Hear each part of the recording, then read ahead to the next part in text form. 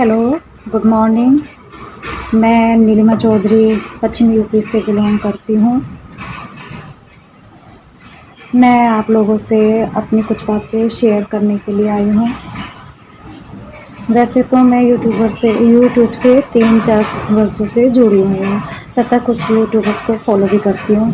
मुझे उन्हें देखना और सुनना बहुत अच्छा लगता है, उनकी निजी ज़िंदगी के बारे में। लेकिन मैंने ये कभी नहीं सोचा था कि मुझे भी अपनी बातें शेयर करने के लिए यही प्लेटफ़ॉर्म चुनना पड़ेगा। मैं चाहती हूँ कि जो भी मेरे साथ हुआ है वो किसी दूसरे के साथ ना हो। इसलिए मैं आप लोगों के सामने अपनी कुछ कोविड से संबंधित जानकारी देने आई हूँ।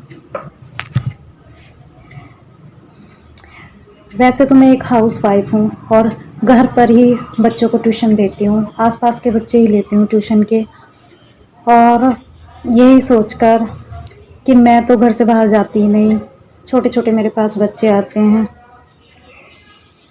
तो मुझे कोविड कैसे हो जाएगा। हमारे आस पड़ोस में, मोहल्ले में कोई भी कोरोना से ग्रसित नहीं था, और यही सबसे बड़ी भूल हुई।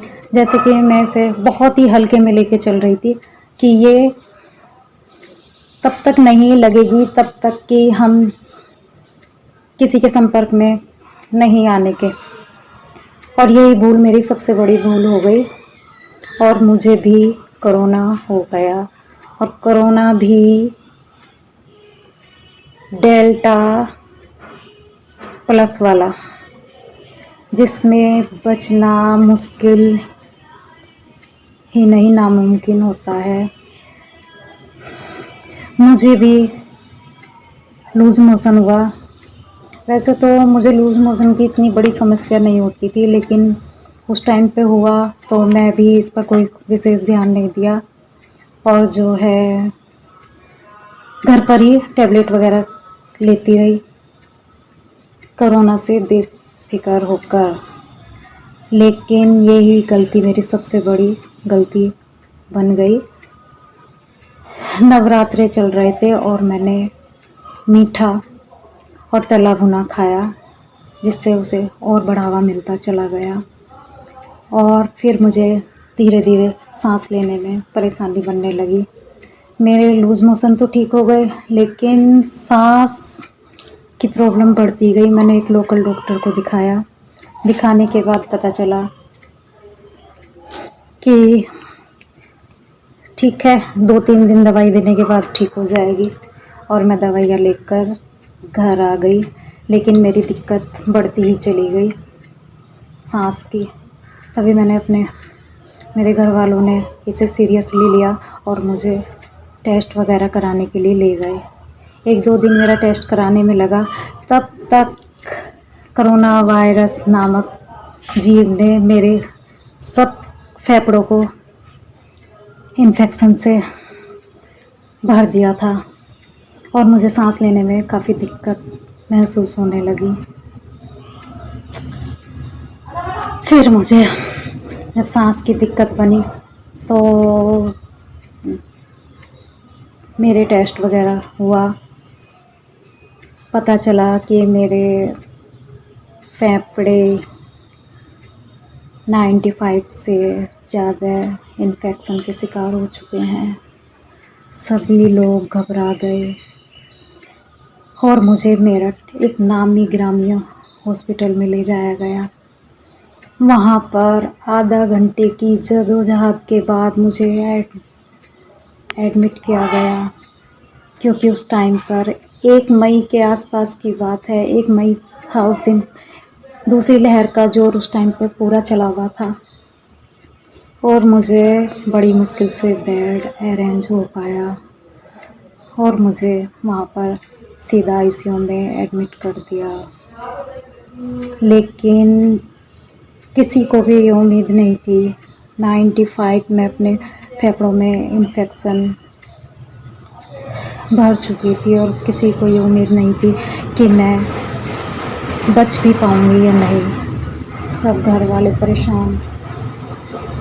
लेकिन मैंने हिम्मत नहीं हारी, और मेरे घर वालों ने मुझे इतना सपोर्ट किया 25 दिन पूरे मैं आईसीयू में रही और 25 दिन तक मैंने वहाँ की प्रतिक्रिया देखी। एक मन में डर, भय, दहशत बन चुकी थी, लेकिन मुझे ये नहीं पता था कि मेरे फेफड़े इतने इन्फेक्शन में आ चुके हैं। लेकिन बस ये डर था, क्योंकि वहाँ की स्थिति बहुत ही भयानक थी, जिसे देख के लेकिन मैं हिम्मत नहीं मारी और अपने घर वालों की हौसला अफजाई से कि मुझे यहाँ से ठीक होकर ही जाना है, अपने बच्चों के पास, अपनी मम्मा के पास, अपने पापा के भाई के पास, अपने पति के पास, और उनके बारे में सोच कर। हालांकि मुझे वीडियो कॉलिंग कराई जाती थी, लेकिन मेरी हिम्मत नहीं थी किसी को भी देखने की। आप लोग समझ सकते हो कि उस टाइम पे मेरी क्या हालत थी। शायद उस दौरान कोई भी आईसीयू में से ज़िंदा नहीं निकल रहा था। मैं खुद देख रही थी, बहुत मुश्किल से 1-2 पेशेंट ऐसे थे जो,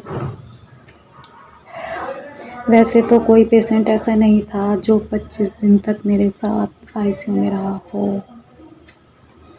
ये मेरा ही नहीं, डॉक्टरों का भी कहना था कि इनका बचना किसी चमत्कार से कम नहीं है। लेकिन मैं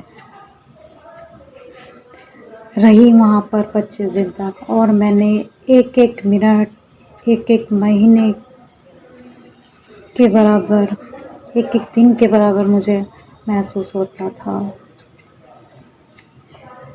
मैं मेडिसिन वगैरह लेती रही, लेकिन मन में एक खौफ, गाँव में अक्सर यही मैंने सुना था और सुनने में भी आया था कि अगर अस्पताल में चले गए तो वापस आना मुश्किल है। ये अंदर भय मेरे इतना घर कर चुका था। लेकिन मुझे अपने घर वालों के सपोर्ट से और डॉक्टरों के सहयोग से, बहुत डॉक्टर लोग जो वहाँ पर, नर्स, स्टाफ, उन्होंने इतना मेरा ध्यान रखा कि मेरा वो जो खौफ अस्पताल वाला था वो निकल गया, क्योंकि वो मेरी पूरी ही वो कर रहे थे। हर एक मोमेंट को वो नोट कर रहे थे। मेरा ऑक्सीजन लेवल भी बहुत डाउन था और मुझे ऑक्सीजन बीच-बीच में ज़्यादा देने की ज़रूरत पड़ती थी। 25 दिन मैंने सहा, इसलिए मैं कहती हूँ कि कोई भी इसे नज़रअंदाज ना करे प्लीज़, और ज़रा से भी इसके सिस्टम होते ही एडमिट हो जाए या किसी डॉक्टर को दिखाए, ताकि इतनी भयानक स्थिति ना आए जितनी भयानक स्थिति मेरी आई। आप लोग सोच ही सकते हो, एक प्राइवेट अस्पताल का मेरठ के कितना खर्च एक आम आदमी के लिए। लेकिन सबको इतने अच्छे रिश्तेदार, इतने अच्छे डॉक्टर भी शायद ना मिल पाए जो मुझे मिले हैं। रिश्तेदारों की अफ़ज़ाई से ही मुझे हिम्मत मिलती रही, और मुझे मन में यही रहा कि मुझे ठीक होना है और ठीक होके ही बाहर निकलना है, क्योंकि मैं इतनी खौफ़ज़दा थी। लेकिन मैंने हिम्मत नहीं हारी और मैं आज आप लोगों के सामने हूँ। अगर आप लोग चाहते हैं कि मैं उन 25 दिन के मोमेंट या प्रतिक्रिया को आप लोगों के सामने शेयर करूं, तो प्लीज़ कमेंट में मुझे बताइए। और जाते जाते मुझे ये कोरोना एक सीख दे के गया है, किसी भी छोटी से छोटी बीमारी को हल्के में मत लो, और किसी भी बड़ी बीमारी में हिम्मत मत हारो, साहस दिखाओ, और इस भ्रम में मत रहो कि कोरोना कुछ नहीं है। आज मुझे अस्पताल से आए हुए 2 महीने हो गए, लेकिन इतनी कमज़ोरी, 15 दिन तक तो अस्पताल में आने के बाद मुझसे खड़ा भी नहीं हुआ गया। सब मुझे चारपाई पर ही करना पड़ता था। लेकिन आज मैं घूम भी रही हूँ, फिर भी रही हूँ और अपने परिवार में बैठी हुई हूँ। सब लोगों ने मुझे कितना साथ दिया।